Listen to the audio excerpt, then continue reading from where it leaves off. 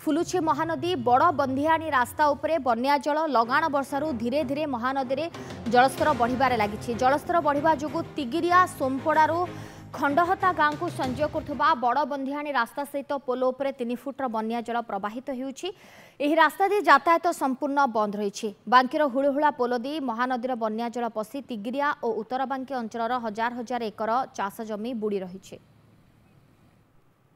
देखु लगाण वर्षा हवा फल महानदीर जलस्तर धीरे धीरे वृद्धि पाई। सीधा सड़क दृश्य देखेबी रास्ता हूँ खंडता और सोमपड़ा को जोगाजोग करुवा रास्ता रास्ता उपरे पाखापाखि 3 फुटर ऊर्ध बन्या जल प्रवाहित होती जहाँफल जो रही हुलहुला नाल दे जो महानदीर पछुआ पानी आसूची जहाँफल कि शह शह एकर चाष जमी बर्तमान जलमग्न हो रही। आप देखुए ये जो दृश्य देखते ये कौन महानदी कि पोखरी दृश्य न हूँ चाष जमीन दृश्य कारण चाष जमी पाखापाखि 2 ରୁ 3 दिन हम जलमग्न हो रही। ये जो रास्ता दे तिगिरा सहित जो उत्तर बांकी ब्लॉक जोगाजोग होता है संपूर्ण भाव बंद होती कारण जेहेतु रास्ता उपरे 3 फुट ऊर्ध पानी बन्या जल प्रवाहित होती से लोक मैंने यातायात कर आम सहित किसी अच्छा स्थानीय लोक अच्छा सहित सीधा साधा करा रास्ता के बुड़े ए रास्ता बर्तमान 3 दिन है बुड़ी सारे। बर्तमान आमर तिगिरिया ब्लॉक सोमपड़ा ग्रामर समस्त 600 एकर चाष जमी क्षतिग्रस्त होती।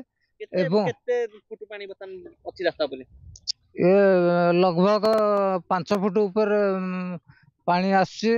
आमर तिगिरिया ब्लॉक सोमपड़ा जीपी संपूर्ण भाव सोमपड़ा जीपी समस्त चाष जमी संपूर्ण क्षतिग्रस्त भाई चाष जमी केते दिन है बुड़ी चाष जमी आज को प्राय 3 ରୁ 4 दिन हम बुलिक रहा। या भर 100 एकर पाखापाखि बुड़िक रहा। चाषी मैंने नगद ए रिसेंटली पाखापाखि 4-5 दिन है नगद रुआ रुई कर जहाँफल कि अकलनीय क्षयक्षतिर संभावना अच्छी। सरकार तरफ जब किसी सुविधा दि जाए भी चाषी भाई मैंने उपकृत हे।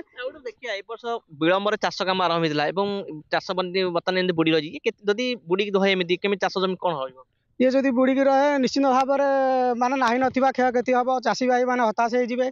तेणु सरकार तरफ किसी सुविधा मिलले चाषी भाई मैंने विशेषकर उपकृत हे। पानी बर्तमान जलस्तर बर्तमान बढ़ुनी कि छिंडुनी बर्तमान स्टेबल होगी स्थिर होगी।